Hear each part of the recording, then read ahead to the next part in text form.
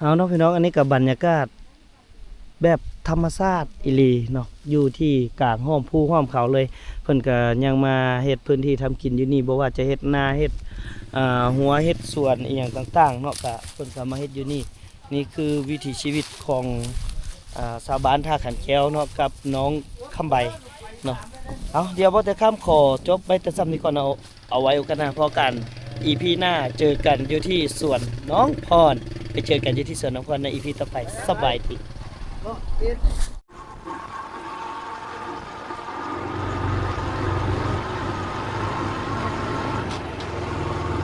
ตามหาสาวพร EP นี้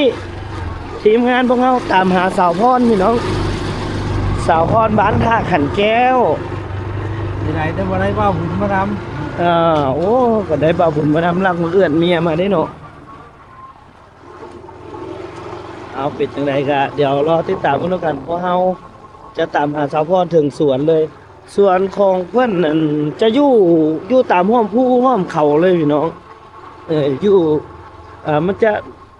เลาะเรียบตามเพิ่นว่าเลาะเรียบตามสายห้วยน้ำหินบูนโอ้ยมีอย่างคือบ่ไปก้อนฮะไปเข้าไปก้อนให้โอกาสแล้วให้โอกาสแล้ว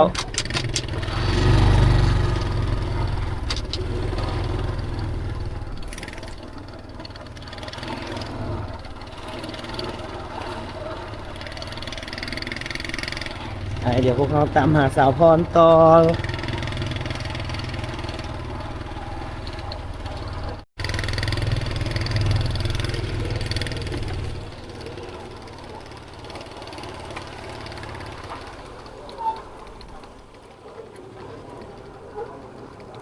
เขาจะมาเฮ็ดสวนหลายหลีทางนี้เนาะเฮ็ดสวนเฮ็ดนาเอาดุดนาโอ้โหซอกแซกมาบ่ถึกดอกคันเฮามาเองนี่เบาเตียงมาเองแล้วเลยแล้วพี่น้องบ่ฮู้เลยน่ะนี่จอดจะไสว่านี่เป็นหน้าบ่นี่น้องหน้าแต่เอาไปเตาดูเฮ็ดเฮ็ดสวนยาเอาได้ยังไปเป็นสาวสวนยาเนาะบัดนี้เนาะโอ้ดอกหญ้านี่คือคักแท้ดอกหญ้าในป่าปูนยังไปย่างไปไก่บ่บุกไก่ฝากนั้นบอกกบมักเดือหั่นบ่ไปเบิ่งไปเพิ่นเฮ็ดสวนเอ้าน้ำอันท่อนี้เพิ่นต่อมาจากน้ำหินบูดเลยบ่แม่นโอ้เพิ่นดุดเตรียมเฮ็ดสวนยาสายน้ำหยดใส่น้ำหยดบ่นี่ก็เนาะเจาะตัวนี้แล้วใส่น้ำหยดเจาะเป็นหูใส่แต่ละขุมมันบ่มีสายนวลทางหน้าก็เจาะมาเด้อันนี้ต่อมาใส่อ่างเนาะโว้เป็นอย่างกันนะพูนงานเอ็ดอะเดองานถูเอ็ดอะเดอจะเฮาจูกกไม่ไผ่บ้านพุ่นปาดตัวเอามาเฮ็ดอันเลอร์นี่อ๋อบรรยากาศดีขนาดลมพัดเย็นสบายเสียงไม้ไผ่บ้านสีกันอ่อนซ่อนขนาดผัวกับเมียกับเปตาอยากไปอยู่เถียงให้เถียงหน้าเลยแบบนี้แต่ยินเสียงกกไม้ไผ่สีกันออดเอ็ดไปเสียเฮาไปวะเนาะเอารถจักรไปฮะไปทางนี้เลยทางใดมันไกลกว่าสันจักรน่ะย่างไปนี่นะก็เนาะจังหน่อยก็ฮอดเนาะสิเฮ็ดสวนบ่เฮ็ดสวนหญ้ากำลังจะเฮ็ดสวนหญ้าโหน้อยๆนะเดี๋ยวจังหน่อยก็ฮอดสวนหญ้าสาวพรละตามหาสาวพรบ้านท่าขันแก้ว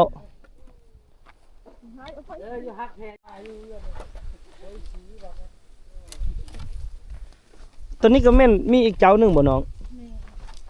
ยังบ่ได้เฮ็ดติเนาะอันนี้เพิ่นเอิ้นผู้หยังน้องอันนี้เพิ่นเอิ้นผู้หยังฮู้บ่บ่ฮู้ซับบ่ฮู้ซับโอ้บ่แม่นทางหน้าทุกไฟได้บ่ลืมทางหน้าทุกไฟอยู่บ่แม่นทางนี้ นาก็อยู่ห้อมไปสิว่ะ อันนี้เขาจะเอิ้นว่าน้องโซ น้องหยังก็ น้องโซ น้องโซ่พุ่นน่ะมีภูเขาอ้อมหมดเลยเด้อพี่น้องเอ้ยมีภูเขาแบบอ้อมหมดเลยบรรยากาศสุดยอดเลยอันนี้เพิ่นก็เฮ็ดนาเนาะอยู่ทางนั้นก็สิเป็นแม่น้ำหินบูนอีกแม่น้ำหินบูนนี่สิส่งขึ้นไปฮอดพุ้นแล้วก็อยู่ไสอันตาดเมยน่ะน้องตาดเมยตกน่ะอยู่ไสบ่แม่นทางนี้บ่ ทางนี้แหละ เออ ถ้าตองก็ให้งามแล้ว ยามใด นายทหารเขามาก่อนเลย ไปบ่หลายเทื่อ ทางเขา ย่างอันรถไถฮอดเนาะเดี๋ยวสิ จักรพรรดิ เดี๋ยวสิให้อัน โคตรเขาบ่ถึงทางคือ อ่า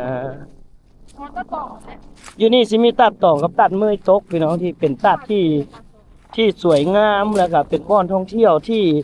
หลายๆท่านอาจจะยังบ่ทันได้ฮู้เนาะถ้าเบ้าเตียงมาจากโคตรบัดนี้ บ่พาไปนี่คือยังบ่ทันได้มีไผฮู้ดอกพี่น้องเอาไว้มีโอกาสบ่เตรียมสิพาไปเด้อพาไปตัดเมยตกกับตัดตองกับตัดเมยตกตัวใดงาม ต้องการ ซ้ำกันเลยก็เดี๋ยวว่าอันน่ะน้องนี่แหละงามกว่าว่าสิ ก็ต่อก็เหลือก็กินยาง อืมไปนี่โอ้ยขนาซ้ำกำแพงเมืองเนี่ยเมืองจีนเยอะอีหลีขนาดก็ได้ น้ำไปน้ำไป ได้ลุยน้ำอีกโอ้โหโอ้ยสิบ่ได้ออกกันไปบ่ฮึเนาะปาดตัวป่านทุ่งหญ้าอยู่สิได้พี่น้องคักขนาดเลยหญ้านี่ เอาหน้าไปให้พอ บ่มีแนวตอนแม่นบ่มีแต่หญ้านี่แหละวะหักงามเด้หญ้านี่ก็ได้ แต่หญ้านี่ว่างามแล้วแต่คนเด็ดงามกว่า แม่ถูกต้อง ไอ้ซุกบ่เอาดอกหญ้าไปตอนสาวพรบ่ เอาไว้เก็บไว้ คือไปต้นสะพอนเด้อ ไปเฮ็ดมงกุฎนะไปเฮ็ดมงกุฎอันใส่หัวสาวพรไปเด็ดเอา คักเนาะออกแกกับทำงาน บักงามๆหักตาหาเบิ่งคนเด็ดพิ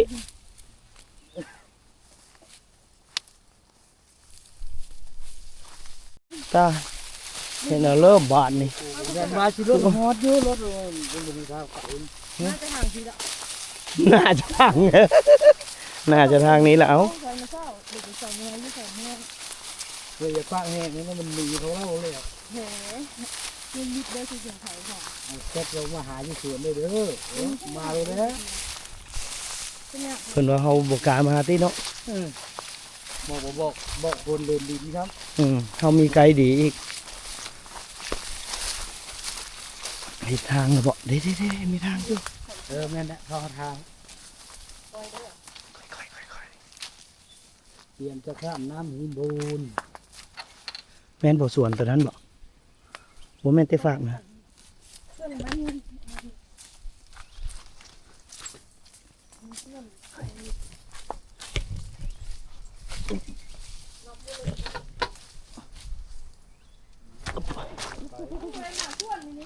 นั่น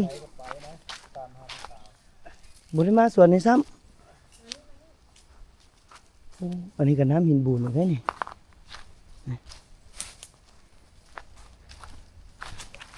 น้ำตื้นแล้วตอนนี้น้ำก็ดับตื้นเห็นไหมยัง โอ้เอิ้นกินข้าวแล้ว น้ำก็ดับตื้น ไปหน้องย่างไปแล้วเอาเฮือเว้มา โอ้ได้ลุย ไปย่างไปแล้วเอาเฮือเว้มา เอาวันนี้เขาก็ออกแล้วบ่เอาเลยนะ เอ้เฮือก็มีโอ้โหสุดยอดเลย สบายดีป๊าดตัวสวนในงามขนาดพี่น้องเบิ่งไหม โอ้เฮ็ดสวนนี่วะ คักหลาย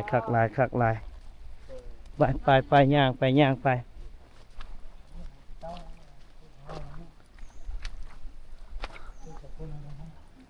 เอาเฮือนนี่บ่ได้บ่เฮ้ยฮะ ใจคือการ พูดแล้วไปเอาเฮือนนะเว้มาให้หน่อยเด้อฮะ ได้ได้เพื่อนอ่ะ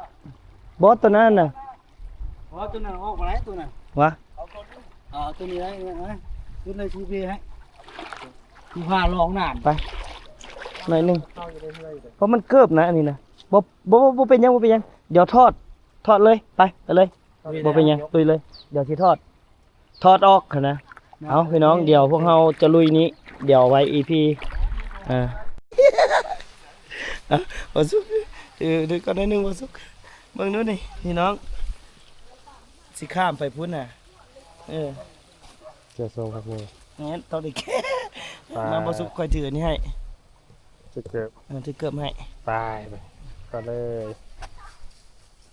โอ้ยอายเด้พี่น้องเอ้ย ดึงลงก่อน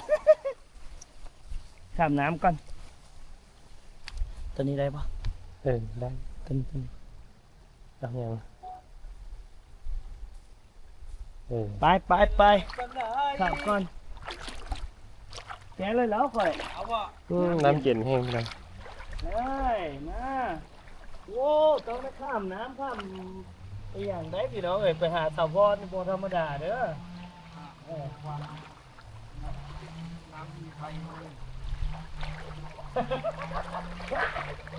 เดี๋ยวอย่ายอดเด้อ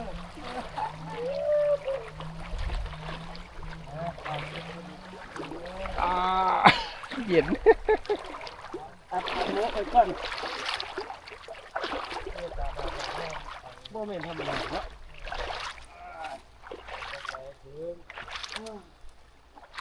เดี๋ยวเป็นธรรมดาพี่น้องเอ้ยโอ้โหตรงนู้นนี่เห็นนะเอาไปบ่อซุกไปก่อนบ่ได้ได้ข้ามน้ำนี่มาเนาะอันนี้คือยอดน้ำหินบุญเราต้องได้ย่างข้าม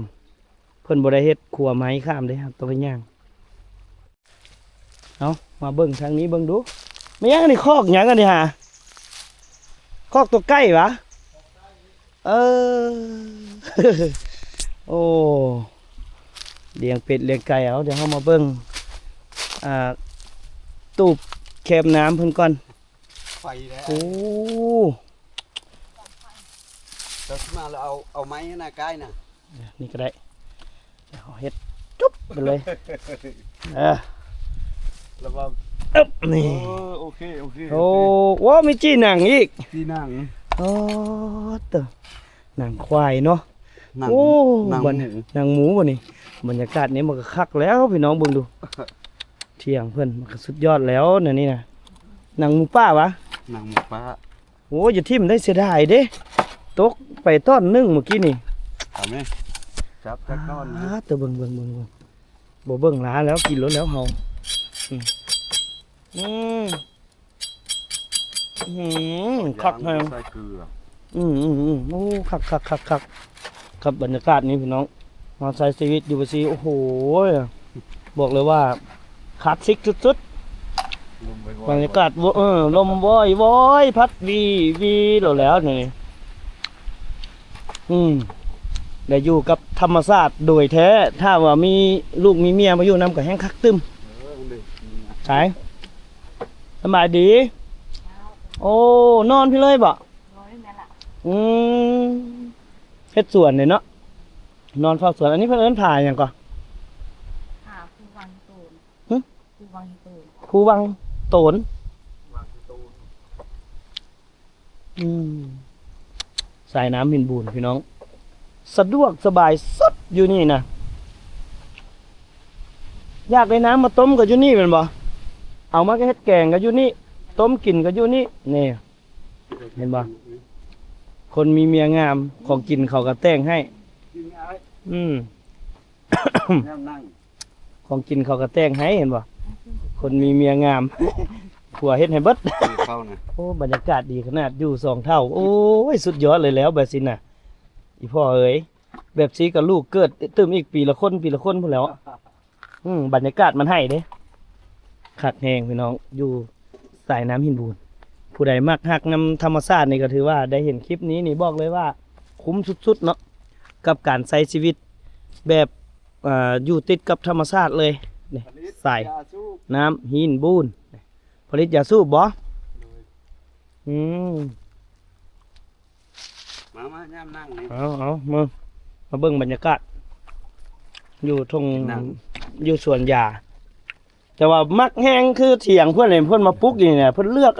เลือกโลเคชั่นดีขนาดเลย แบบสีเถิดโยปีละลูกเลยแล้วมาอยู่แบบนี้ โดยขอบใจต้มเอาเนาะอันนี้ก็เนาะ ต้ม น้ำหินบูนนี่มันบ่แซ่บบ่พี่น้องเบิ่งก่อนน้ำหินบูนนี่เขาว่าหวานนะผู้สาวก็งามยอดน้ำหินบูนน่ะโอ้ชื่นใจ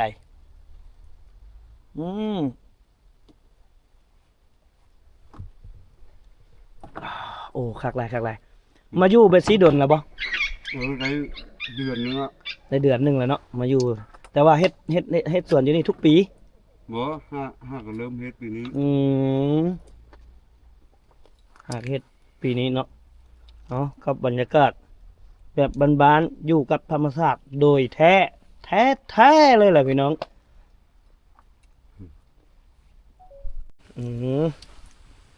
เอาโอเคไปก่อน โดย ขอบใจหลายๆกับพาเข้าเพื่อนพี่น้องกับชิมน้ำเพื่อนหน่อยหนึงไปบรรยากาศสุดยอดเลยอยู่จุดนี้มีห้วยมีน้ำหินบูนอยู่นี่โอ้ยพี่เบิ่งดูทางนี้ก็กำลังเพาะพันธุ์หญ้าทางนี้เพิ่นยังน้อยเนาะอยู่ในบ้านน่ะเพิ่นเยอะเพิ่นเลยได้เขาเจ้าเฮ็ดก้อนเนาะอันนี้ก็เบี้ยหญ้าบ่อันนี้ก็ถ้าเอาเม็ดมันมาว่านก้อนนะโอ้แล้วมันเลือกเอาเนาะเลือกแล้วเอาไปใส่เบ้าพี่น้องตัวที่เพิ่นใส่แล้วอันนี้ประมาณ 3-4 อาทิตย์ก็ปลูกได้ละประมาณ 3-4 อาทิตย์ตัวที่ยังว่างเนาะเพิ่นก็สิเอามาใส่ถาดอันนี้ละเพิ่นสิเอามาใส่ถาดนี้กัน1 2 3 4 5 1 2 3 4 5 6 7 8 9 10 50เบี้ยถาด50เบี้ยนับไปเลยพี่น้องแถวหนึ่งครอบครัวหนึ่งถ้าสวนใหญ่ๆแน่ก็เพิ่นก็สิปลูกอยู่ประมาณ 4-5 หมื่นขุมแต่ปีนี้นี่เพิ่นมีถังน้ำยอดให้กับชาวบ้านนำเนาะทางบริษัทของบริษัทยาสูบเนาะนี่คือสวนเพิ่นพี่น้องไปเดี๋ยวเฮาตามหาน้องพรต่อบาทนี่อยู่กกสุมพอพุ่นละเพิ่นว่าเดี๋ยวเฮาจะไปเจอน้องพรที่ปูนเพิ่นมาอยู่สวนโอ้ทางนี้ถือว่าคนมาเฮ็ดสวนทางนี้หลายอีหลีเนาะหลายแห้งหลายเจ้าสมควรเลยโอ้ต้นน้ำหินบูนพี่น้องส่วนสาวพรอยู่กกสมพ่อ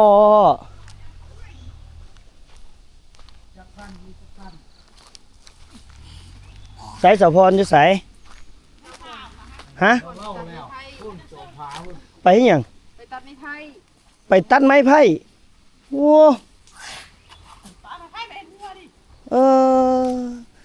แล้วเนาะบ่ได้นัดไว้เนาะบ่ซัดจะให้เคยไป จะไปเลย นี่พาเคยได้โชดได้ โอ้ ได้มาแต่ผู้โชดละลานะ โอ้นั่นน่ะโชดแท้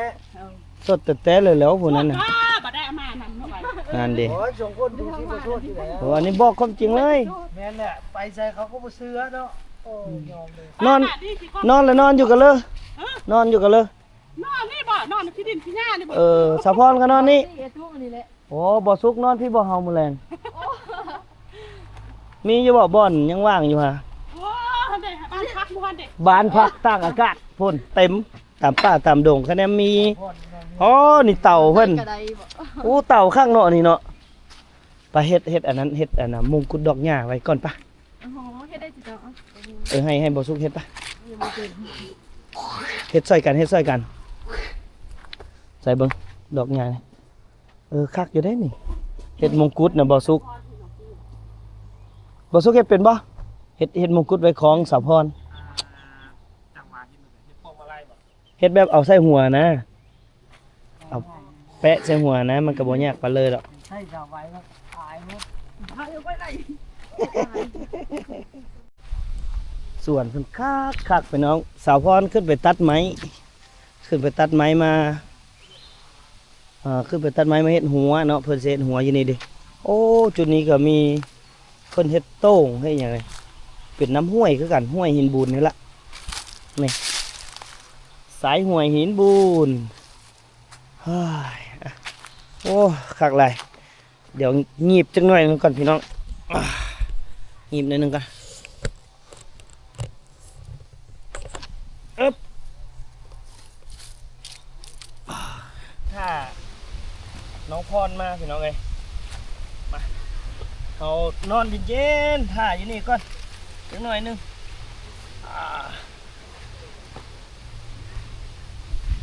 ว้าว